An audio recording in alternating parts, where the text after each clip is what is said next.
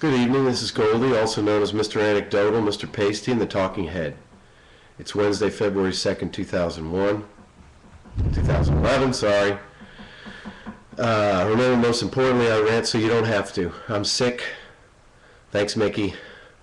By the way, if I do not have your email and you would like to receive the script of each show, send me your email to my new email address, goldyrant@gmail.com. Also, I want to apologize for steering you to Judge Napolitano. He's currently on a tirade that Obamacare is unconstitutional. I think that the mandate is possibly unconstitutional, but only if you don't call it a tax. Anyway, sorry if you're tired of his tirade, because I am. He's not going deeply into the nature of health care. He's not going deeply into the changing nature of constitutional law. He's not going deeply into the changing nature of circumstances and the changing nature of Supreme Court case law. I think he's just anti-spending and has gotten on this bandwagon. He vacillates between purity of essence as to the constitutionality of an item and taking a political stand on the item. He's still pure on non-intervention in foreign debacles, and he remains against undeclared wars. Excuse me.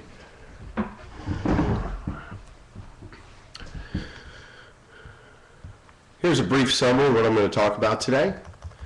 I'm going to talk a little about the 40,000 FBI transgressions between 2001 and 2008. I'm going to talk about MEK, our new allies in Iran. I'm going to talk about why they hate our freedoms. I'm going to talk about Britain getting a conscience about terrorism and the violations of civil liberties committed in the name of fighting it.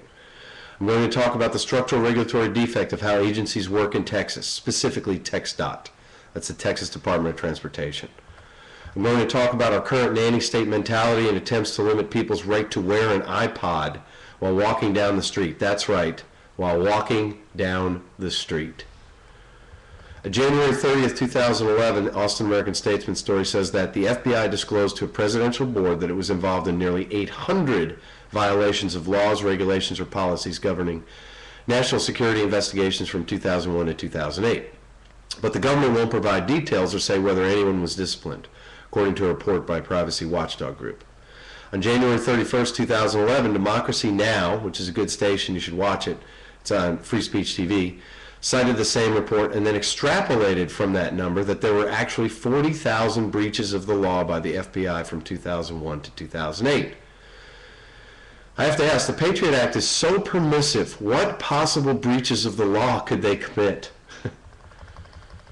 Earlier in the week, there was a report on Fox News regarding an Iranian opposition group called MEK that has been designated a terrorist organization by the United States, which prohibits our government, supposedly, from assisting the organization.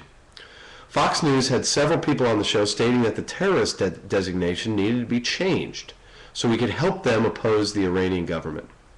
They use phrases like, if it helps the U.S., and if they have renounced violence, which they have. It's the same discussion regarding Egypt and President Mubarak. Not only have we supported this dictator for 30 years and given him billions of dollars, and who for some reason reminds me of Saddam Hussein, I don't know the reason,